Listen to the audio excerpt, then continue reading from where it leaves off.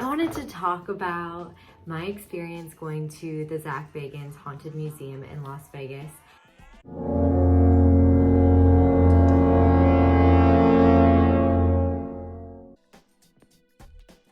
I definitely was looking forward to this so much. I bought the ticket in November and I thought, where else would be better to go if I'm treating myself than to Vegas and going to this haunted museum for my birthday. So obviously, before I could go to Vegas, I had to look Vegas ready. So I scheduled a few appointments and I considered it a treat myself day because it was my birthday. So why the hell not? So yeah, come on with me. Join me for the day. I was able to get my hair done. I'm thinking it looks great. And right before New Year's, I was able to get my lash lift done and my eyebrows laminated.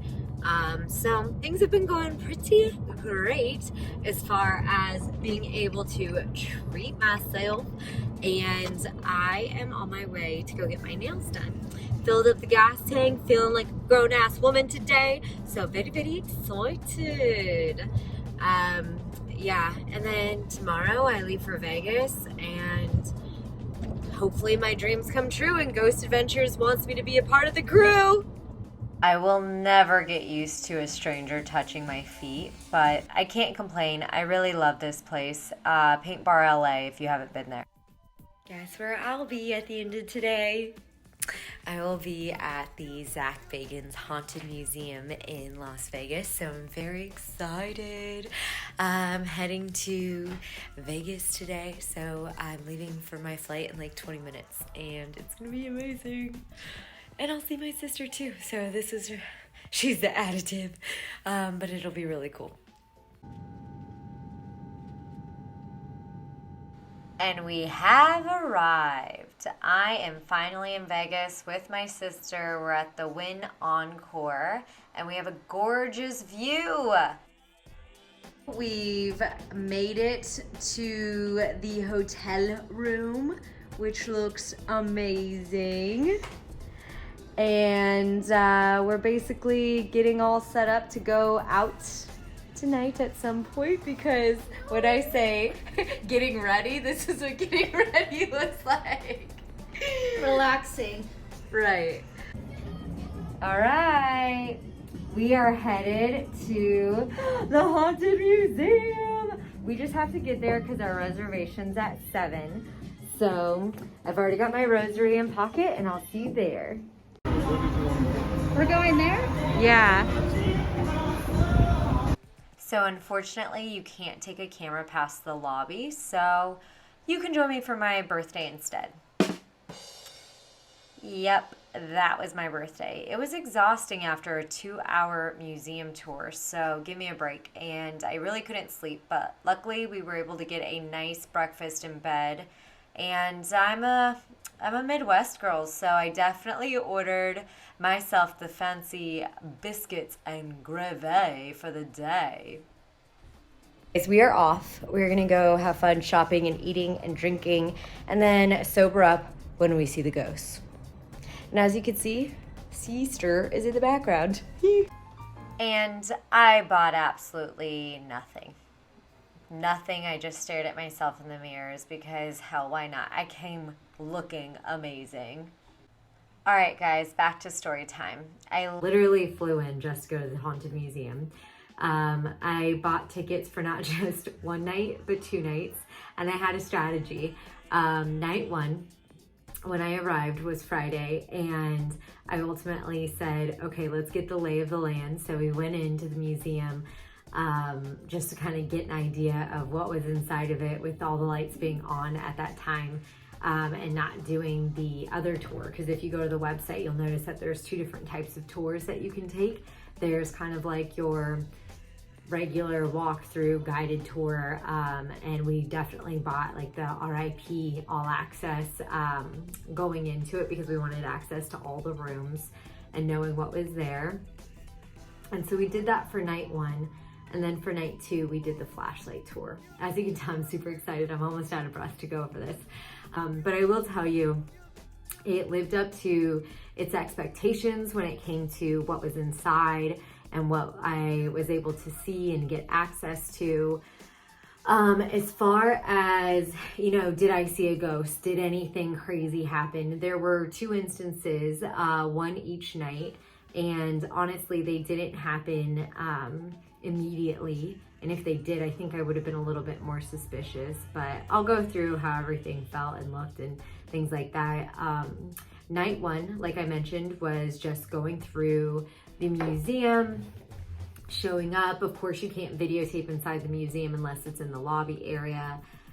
So I have a little clip that just kind of shows the disclaimer that's on the wall when you walk in, and immediately, you get your badge for being the RIP member, which basically says you can get access to additional rooms. Oh my God, I forgot to tell you, you get a free tea. FYI, that's how you style it, baby. All right, back to our scheduled programming. I think there was only one couple in our group of 10 to 12 that didn't have this, but essentially you can see there's just additional rooms that you get. I think the basement may or may not have been one of them. I can't remember. I mean, honestly, don't go unless you're gonna get the RIP. So either way, we ended up going in, and you don't get any tools. You have to turn off your phone when you're going inside. There's cameras everywhere. There's also motion detectors everywhere. And you'll also notice that there are specific scents in each room, which was something that we paid attention to as well. Not because, of course we were on high alert, but ultimately because we were getting headaches. And you're on high alert anyways, because you watch the show and you're just thinking, oh, what are all the things that, the team happens to notice whenever they're in an investigation, and they typically will talk about how cold it gets in an area or how warm it gets in an area, and how that's kind of a signal to them that something's surrounding them. So of course I was definitely trying to pay attention to all of this, but what I did notice is that there were just some drafts coming through. For instance, on the Ed Gein room, there was a draft coming through. Even when you pass by the door, you feel a draft, but I don't think that was anything paranormal. I honestly think it's just because there's an opening above the roof that makes it a little bit higher of the ceiling, and it probably leads to some additional airflow coming through. Whereas some of the other rooms, you can tell like the ceilings were a little bit lower and not so much breeze coming through. So you go in, they give you the disclaimer. It's obviously a very spooky disclaimer. I will put it here so that you can see it. And then after the disclaimer, we walk through, you're with a group, at least in mine, it was about 10 to 12 people. So we were with a couple of other people, and, it was a good experience. I think that I loved the fact that it was a smaller group and that we were able to not be in like a group of 20, but it was actually a small group of 10 to 12 people, so that you can feel a better experience. But it also is pretty large compared to the fact that they typically are investigating with only 4 guys, right? And then they break them up. So I personally think that there wasn't a lot going on as far as like paranormal events while I was there, because we were in a larger group, and we also were walking around making a bunch of noise. Like, it probably doesn't happen to everybody going through the museum. So I had to take that into consideration too. And if it did, wouldn't I kind of be a little bit more suspicious of it? So anyways, the first night on Friday, the only thing that was, questionably paranormal was going downstairs in the basement, where if you watch the quarantine episodes, they tell you a little bit more about this. And there's even an episode about the museum where they are talking to some people that had worked in there or had previously lived in there, and they find out that previous residents had performed seances and were, practicing satanic rituals. And when you walk down, you can hear, and forgive me if I butcher his name, but Aleister Crowley, you can hear his voice as he's doing a Satanistic chant over a loudspeaker. And then they also put a spirit box where you can hear, if I'm hoping I'm referencing the right machines, but ultimately the ones where it sweeps through radio stations and you can hear their voices come through. They have one of those sitting down there as well. So that was really cool. And I noticed that nothing was happening when we walked in the room as far as anything coming through on the spirit box. I walked down with a group of 5, me being one of 5. And my sister, who was with me, decided that she wanted to go back upstairs because it was too small of a space. I kind of low-key think she was a little freaked out. So anyway, she went back upstairs and she went back up with another gal who had come down with us. And so it was myself and 2 other people left over. And of course, I didn't really want to say anything myself, so I coaxed them to ask some questions. And as they did, we were getting responses on the spirit box. And so that was really exciting. But of course, you always want to think, could this possibly be anything else? Could it possibly be any of the workers upstairs just listening in or responding? And who knows? I will never know, but it was a fun experience just to receive something. We asked questions like, is anybody here with us? We got a response that said yes. We asked, who's here with us? What's your name? And it said Zach. And so at that point, I was kind of like, is this a spirit pretending and just trying to say Zach because they know it's a name around, obviously it's his museum, or is it, somebody from the team who is just saying stuff? And we got about, 4 to 6 responses from our questions. I can't remember all of the questions that we did ask, but it was pretty interesting that we were getting immediate responses. And as they would say in Ghost Adventures, that is an intelligent spirit who's responding. So it was interesting getting those responses. At some point, we just walked upstairs because I think we were just digesting it all, myself and the 2 other people. And that was the only thing that happened the first night. And of course, I was still interested in coming back the next night. So on the flashlight tour, they give you an EMF detector and they also give you a spirit box. I will say these things felt like cheap toys that we were just holding. And of course, I completely understand they're not gonna put as much money into these because people could easily have stolen them. They ask you to give your ID whenever you rent out the equipment, so that, obviously people would be not as likely to steal it. I'm not sure how accurate they were or great they were. I will say that in some rooms when we were sweeping the room with the spirit box, of course we got a lot of radio stations as they were quickly being swept through. And then in some rooms, I would get complete silence. So I just figured that in some rooms you could probably, maybe the walls weren't as thick and you could scan through more of the radio stations. And then in other rooms, it probably was in an area where it didn't get as great of, service to get radio stations. So I don't think that part was paranormal. I didn't end up getting anything on the spirit box throughout all of the rooms. And believe me, I was doing some stuff that I didn't think I would be doing or that I would be okay with doing. I mean, I went into some crawl spaces. I sat down by myself. And typically when I see them do this stuff on the show, I'm like, holy crap, like I would never do that. I'd be too afraid to do it.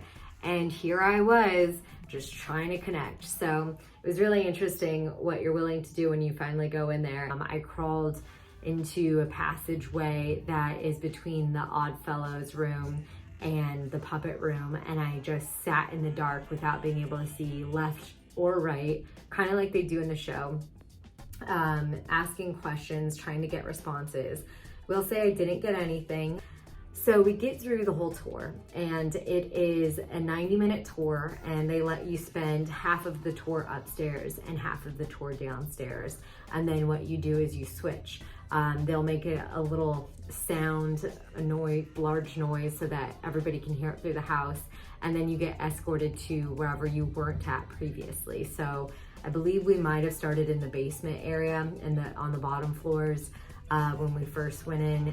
I will tell you the creepiest portion, nothing happened to me in this area, But the creepiest area for myself and my sister was the aisle of clowns. And you would think, okay, clowns, whatever. Like some people have a thing with them, some don't. I didn't think I had a thing with clowns until they're life size, and they are literally your height. I mean, I'm pretty short. I'm about 5 foot, nothing. And these clowns are my size or bigger. And you're walking through a narrow hallway full of clowns. So it was pretty creepy. But we went through the whole museum with our tools, and I was going to places that I had seen they had activity at in the show. Nothing was happening for me. Another couple said that they were getting activity in the Dybbuk box room and where the chair is, the devil's rocking chair. They said that they were getting some responses there. So when I was with them and we had the option to go into the basement, I told my sister to stand back because I thought maybe she was blocking people or blocking spirits from coming through. And so we did a little trial and error to see if they would come through without her, but maybe with them, since they've obviously been responsive. So I went downstairs with this couple and into the basement, and absolutely nothing happened.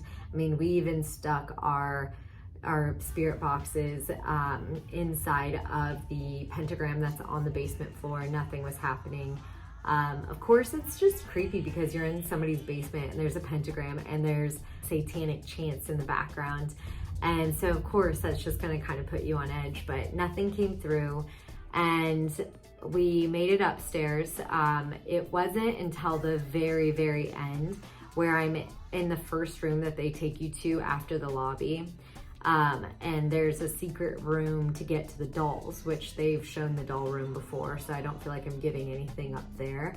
But there's a hidden little doll room that you get access to. And it wasn't until the last 15 minutes of doing this flashlight tour that something actually happens to us. And it wasn't anything crazy, but it was something noticeable that I take as my ghost adventure experience or my haunted museum experience. Ultimately, we walked into the doll room and my sister has the EMF detector in her hand and I have the spirit box, and I was getting annoyed with the spirit box. I was sweeping forward, I was sweeping backwards, doing like I see on the show, and I wasn't getting anything throughout the whole place. And I thought, oh dang, this sucks, it's a bust. But as I walk in front of her, I hear her say, turn around, turn around, turn around. And so I turn around and I'm like, what? Like, are you seeing something? And she's looking down at the machine and it's just going from green to red, just back and forth on the EMF detector. And mind you, we've gone through the whole museum. Nothing has happened up until this point. So our first instinct is, maybe it's one of the dolls. Maybe one of the dolls has something in them. Let's try this out. Let's try to figure out what this might be. So we're going in a general vicinity. It's not a large room, and you're putting it up against I'm putting it up against all the dolls. And this general area to my left, directly in the middle, is going off, and it is reading high spikes. And I try to do it behind me and nothing's happening. So I'm thinking maybe it's something within these dolls that's actually triggering something. Let me walk out and come back in again. And so we walk out into the general lobby-ish looking area, the first room that you get taken to when you leave the lobby. And it's still happening. And so now I'm wondering, is there something going on with the machine? Is it faulty? We tried to put it up against other objects in this larger room, and it's still going off. And so in my mind, I'm thinking either something followed me out, or there's just something around this area that's really just making it spike, or the machine's broke. So I'm gonna walk back into the doll room to see if it's still going off. I take it back into the doll room. It is not going off at all. Like, not even in the general area that I originally was testing it out in and seeing spikes. It does not do this again. And at this point, I'm like, okay, let's try this one more time. So I go back out into this larger room again, and I I think, okay, maybe it followed me out here. Let me just say, did you follow me? If so, I'm going back into the doll room. And I kind of am saying that internally and externally, saying, did you follow? Maybe something's following us. Let's see. So I go back into the room for a third time, and the EMF detector starts going off again. And of course, at that point, we hear the little sound that they put off to everybody saying your tour is over. And I can hear somebody coming to grab us because all the sounds have started coming on within the museum saying, hey, this is done. I'm thinking, damn, right at the very end, something happens. And that's my ghost adventure story, at least my Zach Bagans Haunted Museum story. So I was really excited to go there. I'm a huge fan and I just enjoy watching the shows. I enjoyed going there. It was my birthday present to myself. I specifically went to Vegas just to go there. So I was very excited to go. I was very excited to experience the whole thing. But I wanted to share that with you, and I wanted to make sure that I recorded all of this now before I forgot anything and could explain anything or answer any questions. So feel free to ask me any other questions, especially if I forgot something. Happy for you to mention it down in the comments below. I think that it's well worth going to. I think it's well worth buying the RIP pass. And I think even better is doing the flashlight tour, but you're most likely gonna wanna do the general RIP pass ahead of time so that you can kind of get an idea of where everything is and a little bit of the history behind it. And if I were you, I would watch Ghost Adventures Quarantine, and I would watch Ghost Adventures Demon House, and I would also watch any of his Haunted Museum specials because those are very helpful. Anyways, thank you for watching. I hope you enjoyed this, and yeah, thanks for taking a moment to listen to me on this one. Peace out, Girl Scout.